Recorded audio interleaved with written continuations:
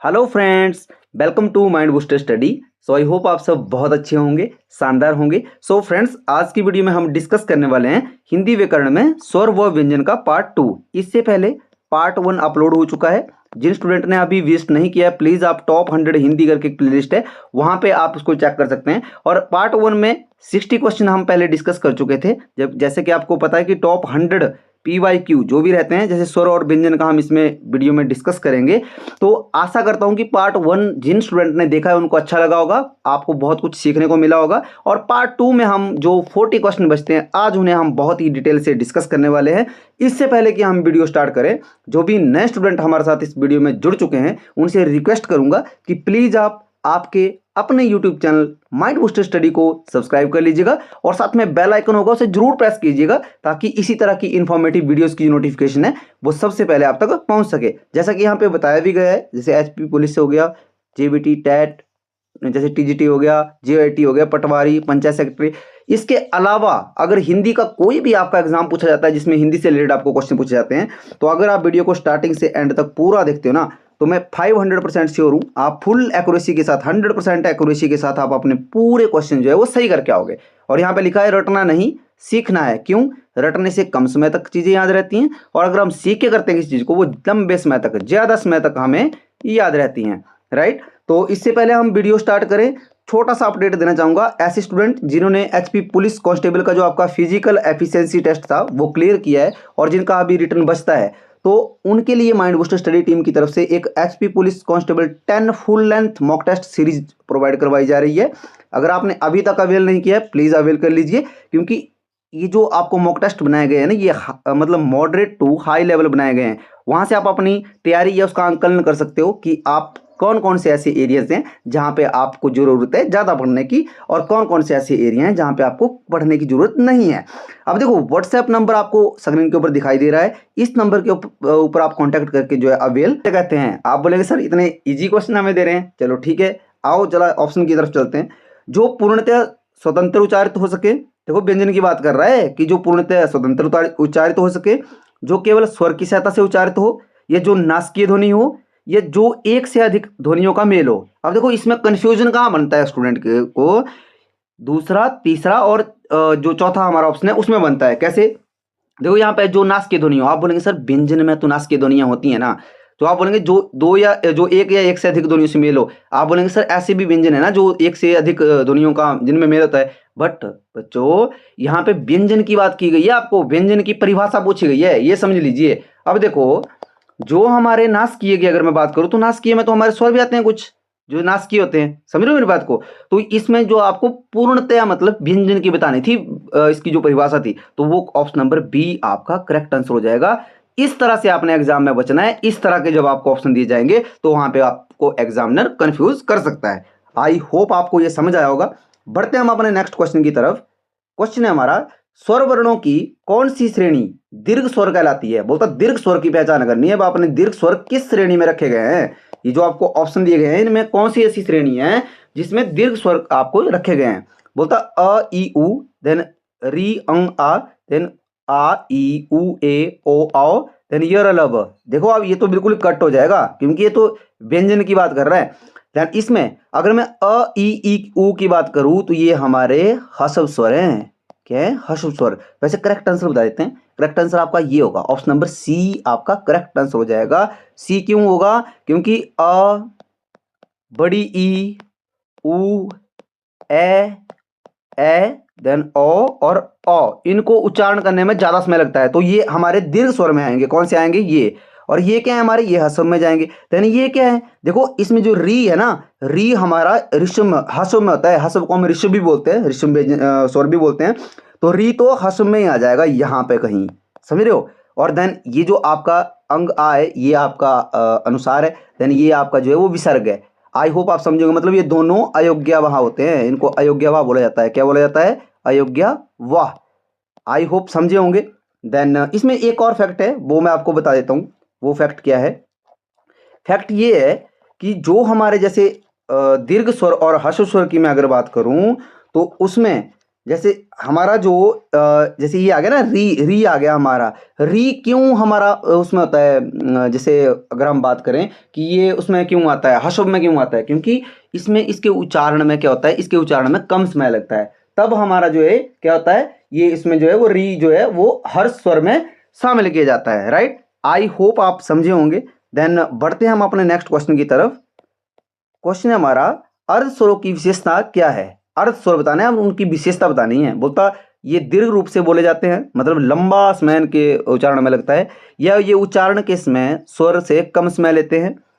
ये स्वर और व्यंजन दोनों के लिए एक पुल की तरह तरफ तरफ होते हैं। नहीं, तरफ नहीं होगा, यहाँ पे होगा तरह, काम करते हैं, भांति, भांति भी लिख सकते हैं इसको हम। ठीक है, देन क्या बोल रहा है कि अगर ये जो हमारे ऑप्शन है, इनमें से कौन कौन से ऑप्शन सही हो जाएंगे, तो ऑप्शन नंबर डी आपका करेक्ट होगा। क्यों होगा, ये उच्चारण के समय कम समय लेते हैं। बिल्कुल सही बात है, आप इसको उच्चारण करके देखिए, य को व को उच्चारण करके देखिए, तो ये बहुत कम समय लेते हैं उच्चारण के समय में, और ये स्वर और व्यंजन दोनों के लिए एक पुल का काम करते हैं। बिल्कुल सही कहा गया है, क्योंकि ये स्वर और व्यंजन की जो गुणवत्ता होती है ना, जो विशेषता होती है ना, उसको बताते हैं। क्या बताते हैं, उनकी विशेषताओं को बताते हैं। कौन कौन, जो हमारे अर्ध स्वर हैं। आई होप आपको ये समझ आया होगा। देखो मैं बहुत ही डिटेल में आपसे डिस्कस करना चाहता हूँ, क्योंकि ऐसे मैं पढ़ाता नहीं हूँ कि यहाँ पे क्वेश्चन नंबर 64 है, इसकी अर्ध स्वरों की विशेषता क्या है, ऑप्शन नंबर डी करेक्ट हो जाएगा, नेक्स्ट क्वेश्चन की तरफ चलते हैं। नहीं, आपको लॉजिक पता होना चाहिए। अगर आपको देखो इसमें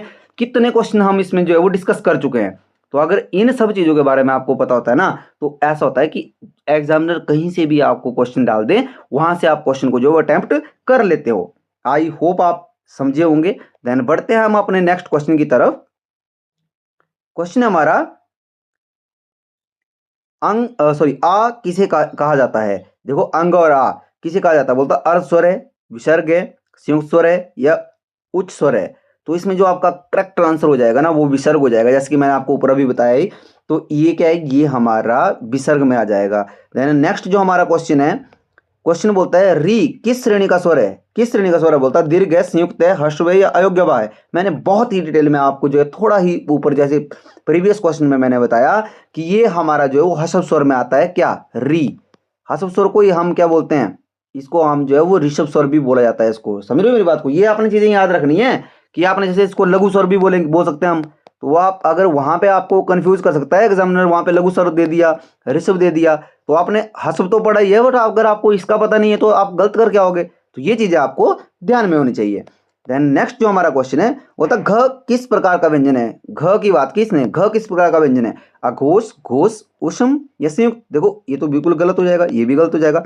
अब कंफ्यूजन इन दोनों में बचती है। तो में से घोष और अघोष मैंने बहुत ही डिटेल में आपको पहले ही क्वेश्चन में डिस्कस किया था, 60 नंबर जो क्वेश्चन था।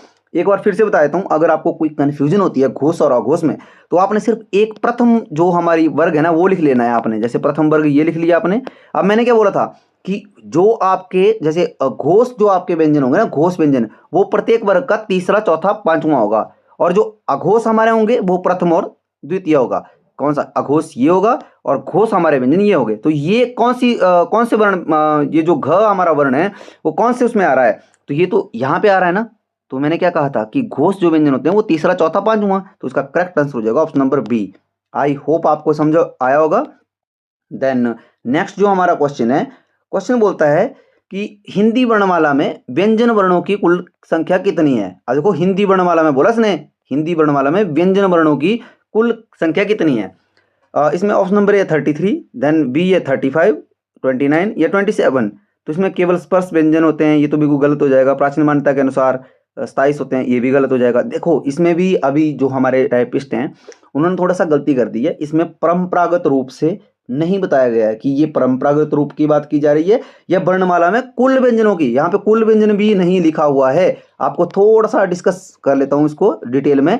देखो इसमें क्या होगा कि अगर आपसे क्वेश्चन पूछा जाता है कि परंपरागत रूप में व्यंजनों की संख्या कितनी है, अगर परंपरागत रूप में बात आएगी 33, कितने, 33। और अगर आपसे पूछा जाए कि वर्णमाला में कुल व्यंजन कितने हैं, कुल व्यंजन की अगर बात की जाएगी तो वो आपके 39 आएंगे। ये आपने बहुत ही ध्यान से इस बात को, इसको ना आप नोट कर लीजिए। जो आपकी हिंदी की नोटबुक है ना, इन 2 पॉइंटों को आप वहां पे नोट कर लीजिए। यहाँ पे फंसाता है एग्जामिनर मैक्सिमम बच्चों को, तो ये आपने बहुत ही ध्यान रखना है। तो यहाँ पे इसका करेक्ट आंसर वैसे ऑप्शन नंबर ए हो जाएगा कि व्यंजन वर्णों की कुल संख्या, व्यंजन वर्णों की यहाँ पे कुल संख्या बोला गया ना, कुल संख्या, पर ये यहाँ पे गलत है, क्योंकि यहाँ पे क्या हो जाएगा, कुल नहीं आएगा। यहाँ पे अगर कुल आ जाएगा तो फिर ये वर्णमाला कुल व्यंजन, तो इसका ऑप्शन 39 होगा, जो कि ऑप्शन में नहीं दिया गया है। तो इसमें पूछने की बात ये थी कि ये परंपरागत रूप से पूछ रहा था, तभी यहाँ पे ऑप्शन नंबर 33 दिया गया था, जो ऑप्शन नंबर ए है।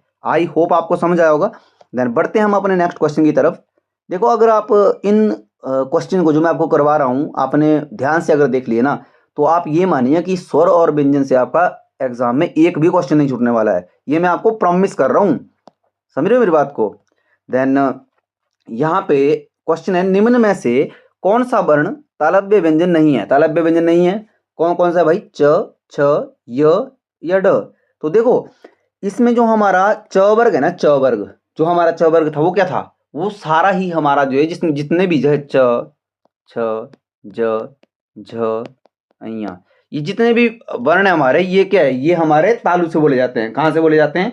ये तालु से बोले जाते हैं। तो अगर ये हमारे तालु से बोले जाते हैं, और इसमें एक और बात, जो अंतस्थ व्यंजन में यह भी है ना, ये भी हमारा तालु से बोला जाता है। हालांकि पूरा तालु को स्पर्श नहीं करता है, जो य होता है ना, ये हमारा पूरा तालु को स्पर्श नहीं करता है, बट फिर भी हम इसे मानते हैं कि ये हमारा तालु से ही बोला जाता है, क्योंकि पूरा स्पर्श नहीं होता है। जो य की अगर मैं बात करूं ना, और इसके साथ में अगर मैं बताऊं, जैसे अंतस्थ व्यंजन में य के साथ में क्या होता है? य के साथ में हमारा जैसे मैं बात करूं, वो जो हमारा होता है ना, ये भी क्या है? ये पूरा जो है वो इसमें वैसे बोला होंठों से जाता है, पर पूरे होंठ उसमें जो है वो स्पर्श नहीं होते हैं। क्या होता है? पूरे होंठ जो है उसमें स्पर्श नहीं होते हैं। तो ये आपने ध्यान रखना है, इन छोटी छोटी चीजों का भी आपने ध्यान रखना है। तो इसका जो जैसे यहाँ पे पूछा था कि तालव्य व्यंजन नहीं है, तो यहाँ पे एक ऑप्शन यही बच रहा है ना, यही बच रहा है हमारा ऑप्शन। तो ऑप्शन नंबर डी आपका करेक्ट हो जाएगा। देखो, अगर आपको 3 ऑप्शन का पता है ना, चौथी ऑप्शन अपने आप करेक्ट हो जाएगी। आई होप आपको ये समझ आया होगा। देन बढ़ते हैं हम अपने नेक्स्ट क्वेश्चन की तरफ। क्वेश्चन है हमारा श। ये बोल रहा है कि श जो है वो किस श्रेणी में आता है? देखो, श क्या है? ये एक उष्म संघर्षी व्यंजन है। क्या है? उष्म संघर्षी व्यंजन है।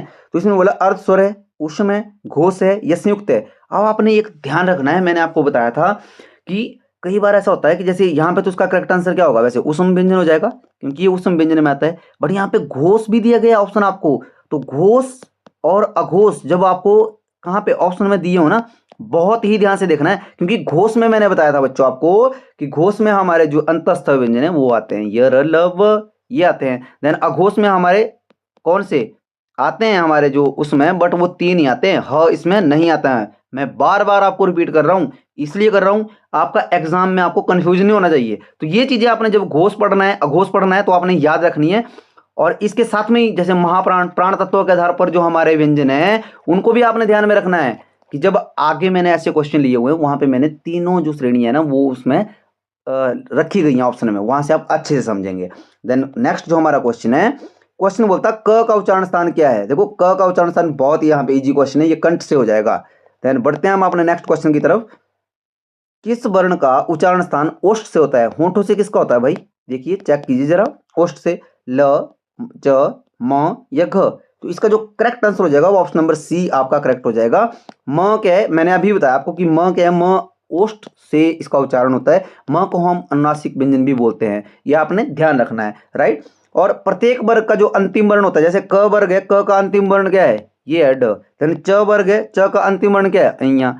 ट वर्ग है, इसका अंतिम वर्ण क्या है ना? तो ये जो अंतिम वर्ण होते हैं ना हमारे, इनको हम अनुस्वार भी बोलते हैं। इन सबको हम अनुस्वार भी बोलते हैं। क्या बोलते हैं बच्चों? अनुस्वार। ये आपने ध्यान रखना है वहां पे, ताकि आप कंफ्यूज ना हो। आई होप ये समझ आया होगा।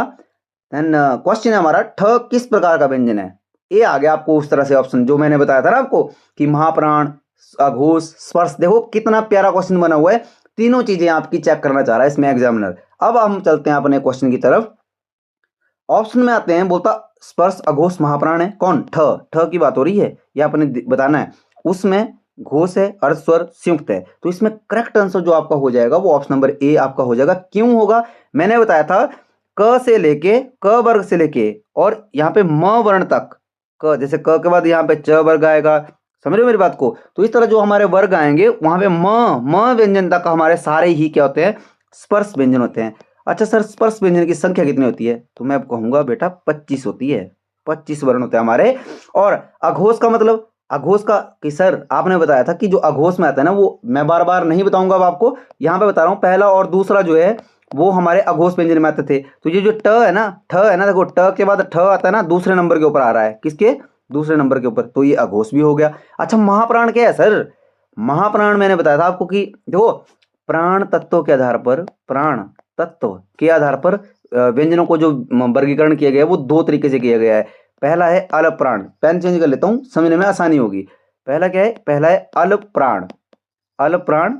देन नेक्स्ट है हमारा महाप्राण। अब देखो महाप्राण की अगर मैं बात करूं तो महाप्राण में क्या था कि जितने भी हमारे सम नंबर के ऊपर जो हमारे वर्ण आते हैं ना, सम माने जैसे हम लिखते हैं ना यहाँ पे 1 2 3 4 5, तो सम संख्या कौन सी है, 2 4 6। उसी तरह से जो वर्ग थे ना हमारे क ख ग, जैसे यहाँ पे लिख भी देता हूं च छ च छ यहाँ, समझ रहे हो। तो इसमें क्या है, महाप्राण जो है हमारे, महाप्राण वो हमारे सम संख्या के ऊपर, जैसे मान लो यहाँ पे छ सम संख्या के ऊपर है, यहाँ पे झ यहाँ पे ये चौथे नंबर के ऊपर है, तो ये हमारे कौन से होंगे, ये हमारे जो है वो सारे ही महाप्राण में आएंगे। तो उसी तरह से ट और ठ, अब ट स्टार्टिंग हुई, ठ दूसरे नंबर के ऊपर आ गया, तो ये सम नंबर के ऊपर आ रहा है ना, तो हमारा क्या हो जाएगा, महाप्राण हो जाएगा। आई होप आपको समझ आया होगा। देखो बहुत ही डिटेल में मैं डिस्कस कर रहा हूँ, वीडियो लंबा हो जाएगा, बट कुछ स्टूडेंट का मानना था सर वीडियो जितना मर्जी लंबा हो जाए, आपने हमें जो है जो क्वेश्चन करवाने वो अपने तरीके से करवाने हैं, राइट। तो उसके लिए थैंक यू सो मच। और क्वेश्चन हमारा, अंग को क्या कहा जाता है, नासिक स्वर है, अर्ध स्वर है, दीर्घ स्वर है, ये स्पर्श व्यंजन है। तो इसका जो करेक्ट आंसर हो जाएगा वो ऑप्शन नंबर ए आपका करेक्ट हो जाएगा।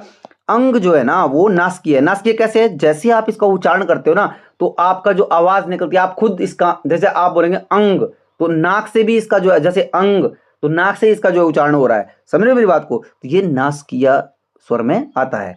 आई होप समझे होंगे। देन क्वेश्चन है हमारे पास, हिंदी वर्णमाला में अंतस्थ व्यंजन और उष्म व्यंजन की संख्या कितनी है, 3 4 5 सॉरी 8, 3 5 4 8। तो इसमें करेक्ट आंसर हो जाएगा ऑप्शन नंबर डी आपका। क्यों हो जाएगा, अंतस्थ व्यंजन सर आपने बोला य र ल व, देन उष्म व्यंजन आपने बोला सर स श श ह, ये चारों ही हमारे क्या हैं, ये अंतस्थ है और ये उष्म है, तो ऑप्शन नंबर डी आपका करेक्ट हो जाएगा। उसी तरह से आपको बच्चों ऐसे भी पूछ सकता है वो कि जैसे स्वर की अगर मैं बात करूं, देखो तरीका आपने समझना है। जैसे स्वर की बात करूं, वो बोलेगा आपको कि हाँ जी आप बताइए कि जो हमारे हसब स्वर होते हैं ना, हसब स्वर, हसब स्वर, स्वर की बात कर रहा हूं, आप ध्यान से देखिएगा, हसब स्वर की संख्या कितनी होती है, तो आप बोलेंगे कि सर हसब स्वर की संख्या होगी 4। कैसे होगी, अ ई छोटा ई है ना, उ छोटा ऊ, राइट। देन यहाँ पे री भी आता है, समझ रहे हो। तो ये क्या हो गया, ये हमारे 4 हो गए, कौन से, हसब स्वर। अगर मैं बोलूं कि सर, जैसे आपसे बोलूं कि बच्चों दीर्घ स्वर कितने संख्या होती है दीर्घ स्वरों की, तो आप बोलेंगे सर 7। अब उनको आप काउंट कर लीजिएगा कि 7 ही है या नहीं, राइट। देन अगर अभी तक आपने वीडियो को लाइक नहीं किया है, प्लीज रिक्वेस्ट करूंगा आप वीडियो को लाइक कर लीजिए, आपका लाइक हमें मोटिवेशन देता है। और अपने फ्रेंड के साथ जरूर शेयर करो, और जिन्होंने अभी सब्सक्राइब नहीं किया है प्लीज चैनल को सब्सक्राइब कर लीजिएगा, क्योंकि आपकी ये 3 चीजें हैं ना, अगर आप ये करते हैं ना तो ये हमें मोटिवेशन देती हैं कि हम आपके लिए जो नया से नया और अच्छे से अच्छा कंटेंट आपके लिए प्रोवाइड करवाएं। क्वेश्चन की तरफ चलते हैं। क्वेश्चन बोलता है, ह किस प्रकार का व्यंजन है, कंठ्य उसमें, मतलब कंठ्य भी और साथ में उष्म व्यंजन में भी आता है, या तालव्य है घोष व्यंजन में भी आता है, देन मूर्धन्य है अघोष में भी आता है, देन दंत्य है अर्ध स्वर भी है। तो इसका जो करेक्ट आंसर हो जाएगा ऑप्शन नंबर ए आपका करेक्ट हो जाएगा। बहुत ही डिटेल में मैंने ऊपर बताया भी आपको। हाँ ये आपने ध्यान रखना है कि ह जो है वो कंठ्य, मतलब कंठ से बोले जाने वाला क्या है, एक व्यंजन है। अब आप खुद प्रैक्टिकल कीजिए, ह जैसे आप लिखेंगे ह, तो यहाँ पे ये कंठ से ही आवाज निकलती है। और उष्म व्यंजन भी है, बिल्कुल है सर, उष्म व्यंजन भी है। और साथ में अगर मैं बात करूं कि सर ये अघोष व्यंजन में आएगा, नहीं आएगा। देखो अघोष व्यंजन में, क्योंकि सारे उष्म व्यंजन थे ना, बार बार बोल रहा हूं इस पॉइंट को, अघोष व्यंजन में सिर्फ और सिर्फ उष्म व्यंजन में स श और श यही आते हैं। ये आपने इसको जो है मोहर लगा दो उसको, समझ रहे हो। देन नेक्स्ट जो हमारा क्वेश्चन है, क्वेश्चन बोलता है स्वर किसे कहते हैं। आप बोलेंगे सर कितना आसान क्वेश्चन है हमारे लिए दिया, बट बच्चों इसमें जो ऑप्शन दिए गए ना उसमें देखा किस तरह से आपको कंफ्यूज किया गया है। बोलता जो केवल नासिका से उच्चारित हो, जो बिना किसी अन्य वर्ण की सहायता से उच्चारित हो, राइट। देन जो घोष ध्वनि हो या जो व्यंजन से पहले आते हो। अब देखो ये तो बिल्कुल भी नहीं होगा, देन ये भी बिल्कुल नहीं होगा। कंफ्यूजन यहाँ पे बी और डी ऑप्शन में है। कैसे कि जो व्यंजन से पहले आते हो सर, व्यंजन से पहले ही आते हैं स्वर, नहीं, ये गलत ऑप्शन है। ये कोई लॉजिक थोड़ी भी इस बात में कि व्यंजन से पहले आते हैं हमारे स्वर, समझ रहे हो। तो आपका करेक्ट आंसर हो जाएगा ऑप्शन नंबर बी। भले ही जो स्वर हैं जब हम उनको अ से लेके ग तक जब हम वर्णमाला में जो व्यंजनों की बात करें यहाँ पर लिखते हैं, तो लिखने में वो यहाँ पे आ रहे हैं, तो इसका मतलब ये नहीं होगा कि वो पहले आ रहे हैं। नहीं नहीं नहीं नहीं, इसका मतलब ये है कि जो हमारे व्यंजन होते हैं ना, व्यंजनों के साथ में भी तो हम, जैसे ये हमारा ग है या ये हमारा प है, तो इसके साथ में तो हम स्वर का प्रयोग करते हैं, तभी तो ये पूरा बनता है। जैसे प है ना, यहाँ पे प के पैर में हलंत है, तो ये प पूरा कब बनेगा, जब प के साथ हमारे जो है अ जब जोड़ेंगे, प के साथ अ जोड़ेंगे, अ स्वर, तब ये पूरा प बनेगा। तो इसके साथ में भी तो यूज हो रहा है ना, साथ में भी तो आ रहा है। आई होप समझे होंगे आप। ऑप्शन नंबर बी करेक्ट होगा, जो बिना किसी अन्य वर्ण की सहायता से उच्चारित हो। देखो यहाँ पे मैं चीजें तब बता रहा हूँ, कमेंट में कुछ महानुभाव ऐसे भी हमारे विद्यार्थी हैं जो कमेंट में पहले क्वेश्चन पूरा पढ़ते, मतलब समझते नहीं है, थोड़ा सा उन्होंने ऊपर समझा कि ये बोला, उसके बाद वो कमेंट कर देंगे। जैसे कि एक स्टूडेंट थे हमारे, उन्होंने इतना भद्दा कमेंट किया था। और वैसे मैं समझता हूँ कि आपको मैंने पहले भी बताया था कि एक गारिमा होती है हर एक चीज़ की, और मुझे हंसी भी आई उस बात की कि वो किस तरह से कमेंट कर रहे हैं, राइट। कि वो उन्होंने इतना गंदा कमेंट किया था।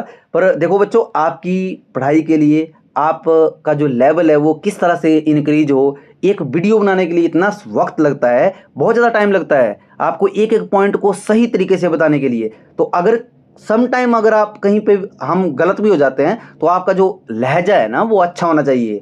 अगर आपके एक लहजे से पूछते हो आप, तो उसका जवाब आपको मिलता है। और कुछ चीज़ें ऐसी होती है जो एक्सेप्शनल होती हैं, जो अपवाद होती हैं। अगर हम उन चीज़ों को डिस्कस कर रहे हैं और आपको पता नहीं है उस चीज़ का, तो आप बिना सर्च किए या बिना कहीं पे ऑथेंटिक उसमें देख के, आपको वहाँ पे देखना चाहिए पहले, उसके बाद आपको कमेंट करना चाहिए। आई होप समझे होंगे आप।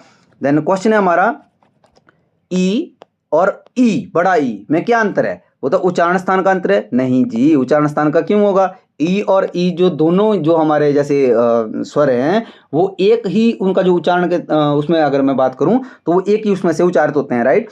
देन उच्चारण विधि मात्राओं का या कोई अंतर नहीं, तो मात्राओं का है बिल्कुल, क्योंकि छोटी ई में ये है, देन बड़ी ई में इस तरह से मात्रा लगती है, right.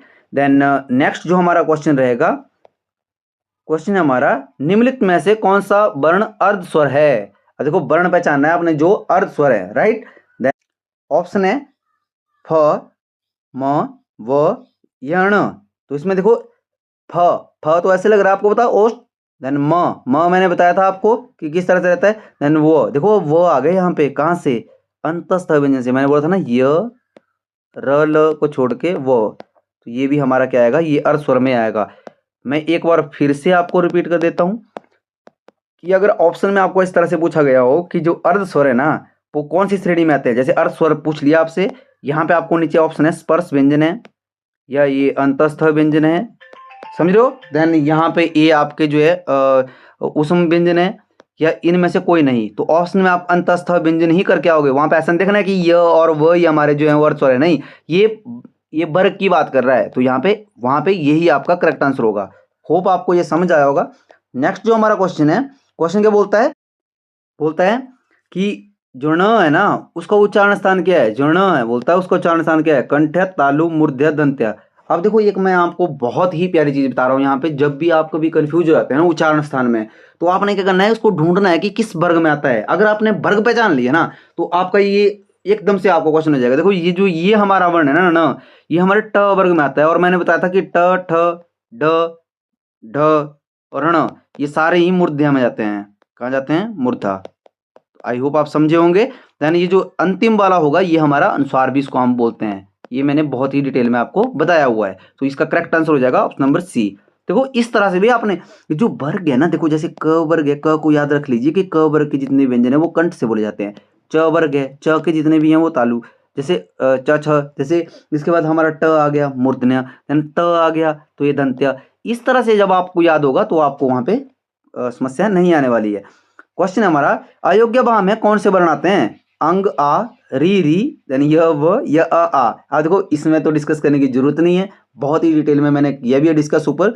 Option number A correct हो जाएगा, अंग और आ। अंग क्या है? अनुस्वार है सर।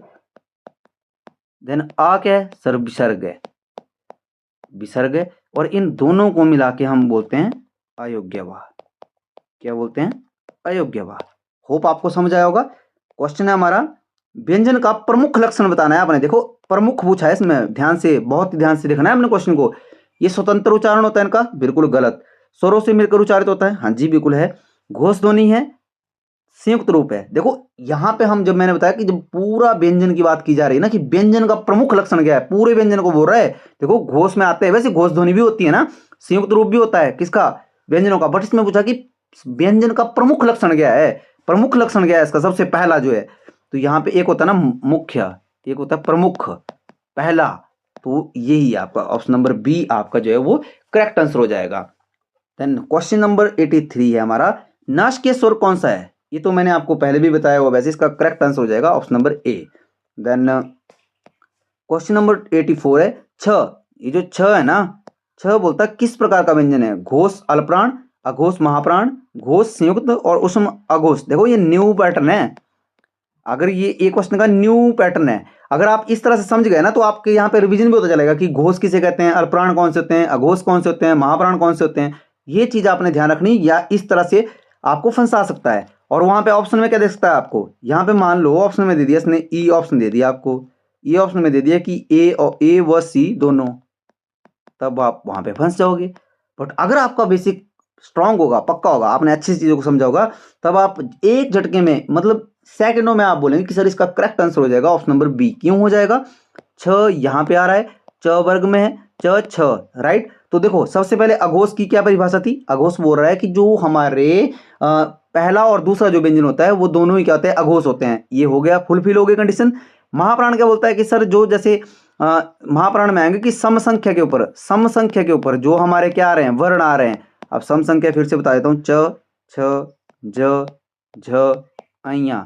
सम संख्या के ऊपर देखो, ये पहले नंबर के ऊपर आ रहा है, ये दूसरे नंबर के ऊपर है, तीसरा चौथा पांचवा, तो दूसरे नंबर के ऊपर है, ये सम संख्या के ऊपर है, महाप्राण होगा। हाँ जी, अगर झ झंडा इसको पूछा गया होता तो ये भी महाप्राण होता है। अगर इनको पूछा होता है तो ये हमारे जो है वो अल्प प्राण में आते हैं। आई होप यहां तक समझ आया होगा।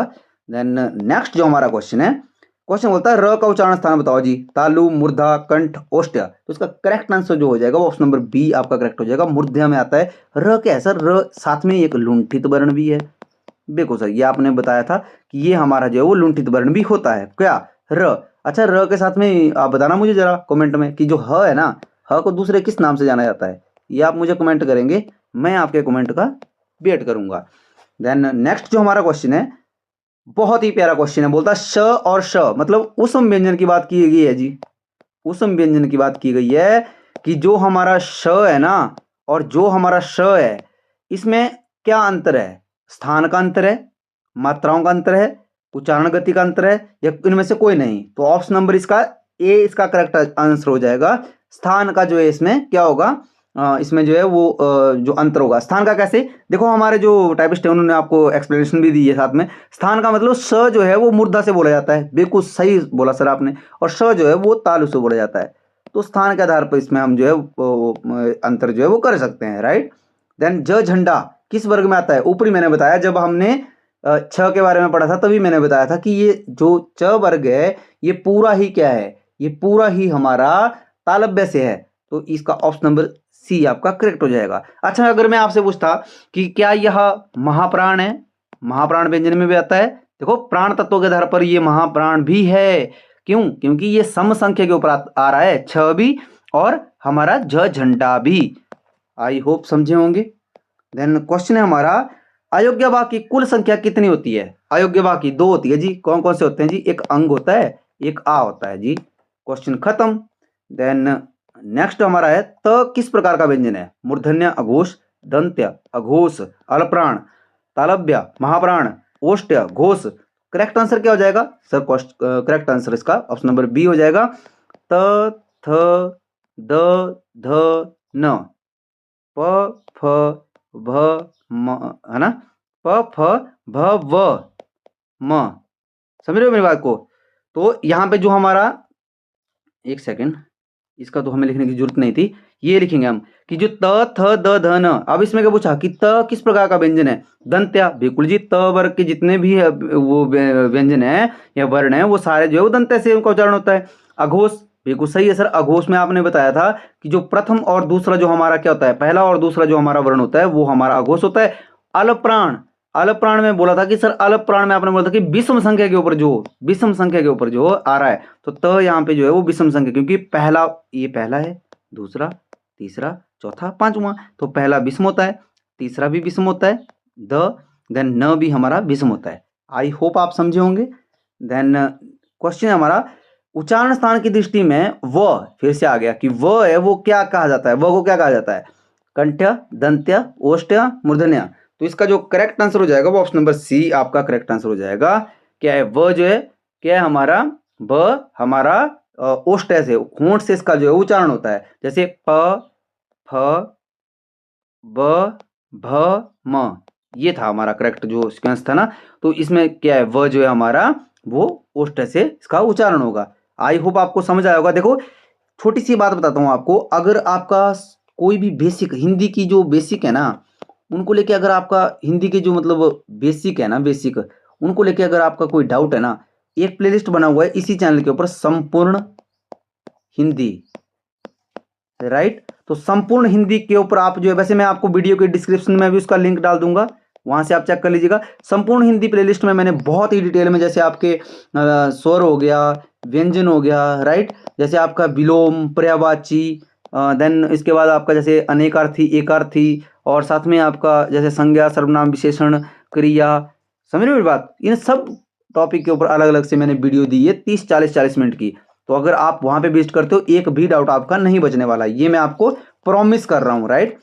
देन क्वेश्चन है हमारा, स्वर और व्यंजन का मुख्य अंतर क्या है भाई, बोलिए। स्वर संज्ञा है, व्यंजन क्रिया है। स्वर स्वतंत्र उच्चारित होता है, व्यंजन नहीं।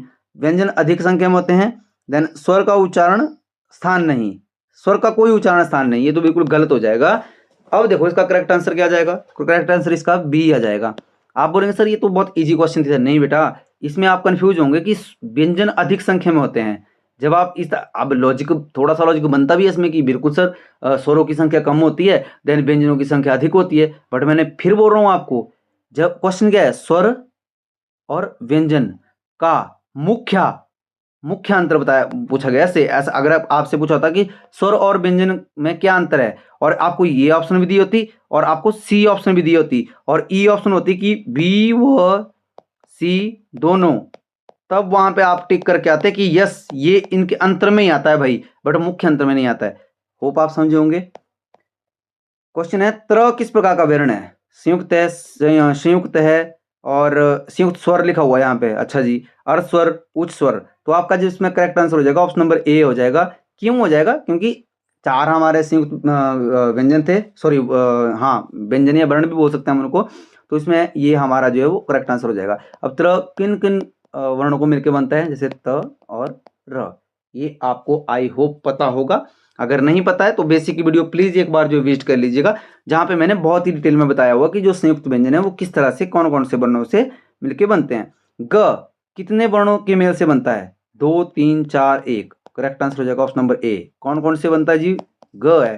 तो ग का जो आपको ग ज्ञानी है ना, तो ये मैंने पहले बताया था, ज के पैर में लंत होगा, देन अइया, ये इस तरह से बनता है। आई होप समझे होंगे। देन क्वेश्चन है हमारा, ई का उच्चारण स्थान है, मूर्धा, कंठ्या, तालु, दंत। भाई तालु, पहले ही मैंने आपको बताया था कि ऑप्शन नंबर सी इसका जो है वो करेक्ट आंसर हो जाएगा। क्या है इसका, तालु हो जाएगा। देन क्वेश्चन है, घ किस प्रकार का व्यंजन है, फिर से आ गया आपको घ, बोलता अघोष है, अल्पप्राण है, घोष है, महाप्राण है, घोष है, अल्पप्राण है, अघोष है, महाप्राण है। तो इसका जो करेक्ट आंसर हो जाएगा ऑप्शन नंबर बी आपका करेक्ट हो जाएगा। आई होप अब तक आपको जो है घोष और अघोष, अल्पप्राण, महाप्राण, इनके इनके बारे में जो कोई भी डाउट नहीं बचा होगा। देखो फिर से बता देता हूं, घोषत्व के आधार पर दो होते हैं, घोष और अघोष व्यंजन, राइट। देन यहां पे लिख देते हैं हम अपना प्राण तत्वों के आधार पर, प्राण तत्वों के आधार पर व्यंजन का जो वर्गीकरण किया गया है वो क्या है, अलप्राण, अल्प प्राण, देन महाप्राण। अब ये क्या होते हैं ये मैंने बहुत ही डिटेल में आपको ऊपर समझा चुका हूं मैं, राइट। देन क्वेश्चन है हमारा, वर्णों की सबसे छोटी इकाई क्या कहलाती है? ध्वनि, अक्षर, मात्रा, वर्ण। अब बहुत ही ध्यान से पढ़ना है क्वेश्चन को। बोलता है कि वर्णों की ध्वनि पूछी कि वर्णों की सबसे छोटी ध्वनि क्या है, सबसे छोटी इकाई क्या है? तो वो ध्वनि होती है। क्या होती है? ध्वनि। करेक्ट आंसर आपका ध्वनि हो जाएगा। अच्छा, इसके साथ में सर भाषा का, अगर देखो ये वर्ण था ना, आपसे ऐसे भी क्वेश्चन कर सकता है कि भाषा का निम्नतम रूप क्या है? निम्नतम रूप क्या है भाई? निम्नतम मैंने बताया था कि वर्ण होता है। वर्ण क्यों होता है? क्योंकि वर्ण भाई, वर्ण को इससे मतलब जो वर्ण है ना उससे कम नहीं किया जा सकता उसको, जिसके बाद उसको और निम्न ना किया जा सके। वर्ण की परिभाषा होती है कि जिसके बाद उसको मतलब और छोटा ना किया जा सके, समझ रहे हो। निम्नतम के साथ में अगर उच्चतम पूछ लिया आपको कि सबसे बड़ी जो इकाई है वो क्या है, तो वो वाक्य होती है।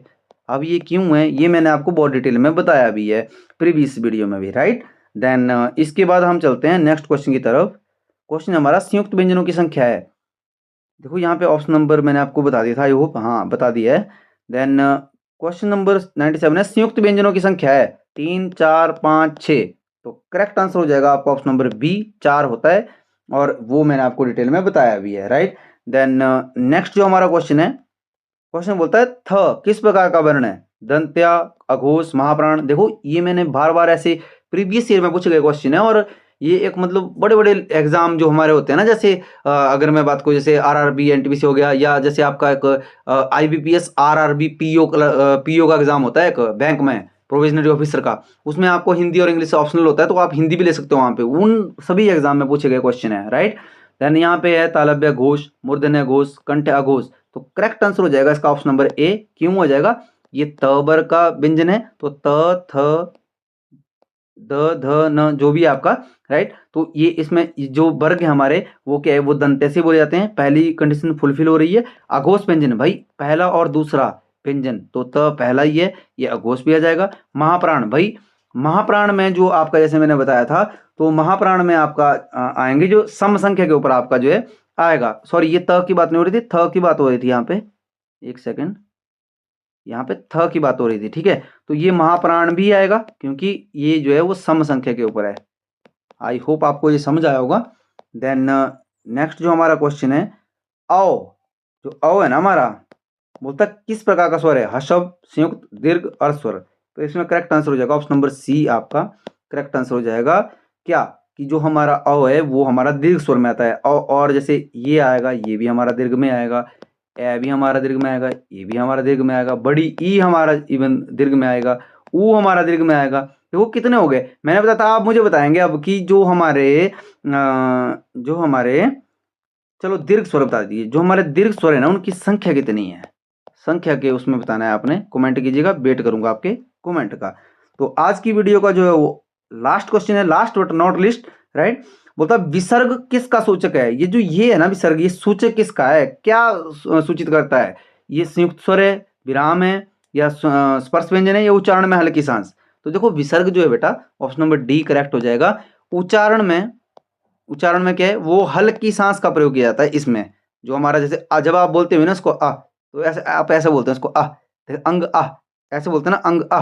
तो इसमें उच्चारण में हल्की सांस ली जाती है। आई होप आपको समझ आएगा, और आशा करता हूं कि वीडियो आपको पसंद आया होगा। अगर आपको वीडियो पसंद आया तो प्लीज़ आप वीडियो को लाइक कर लीजिएगा, शेयर कीजिएगा अपने फ्रेंड कलीग, जो भी आपके जैसे कुछ ऐसे रिलेटिव्स होते हैं जो जैसे तैयारी कर रहे हैं किसी अदर एग्जाम की, तो उनके लिए भी हेल्पफुल रहे ताकि सेशन, आप प्लीज़ उसको जो है शेयर कीजिएगा। और अगर अभी तक आपने चैनल को सब्सक्राइब नहीं किया, प्लीज़ रिक्वेस्ट कर रहा हूँ आप चैनल को सब्सक्राइब कर लीजिए, क्योंकि इसी चैनल के ऊपर आपको बहुत ही धमाकेदार वीडियोस आने वाली हैं, और आपके एग्जाम के पॉइंट ऑफ व्यू से जो है वो बहुत ही इंपॉर्टेंट रहने वाली हैं। तो आप प्लीज़ इसको जो है आप सब्सक्राइब कर लीजिएगा, साथ में बेल आइकन होगा उसे जरूर हिट कीजिएगा, ताकि इसी तरह से आपको जो इंफॉर्मेटिव वीडियोस हैं उनकी नोटिफिकेशन सबसे पहले आप तक पहुंच सके।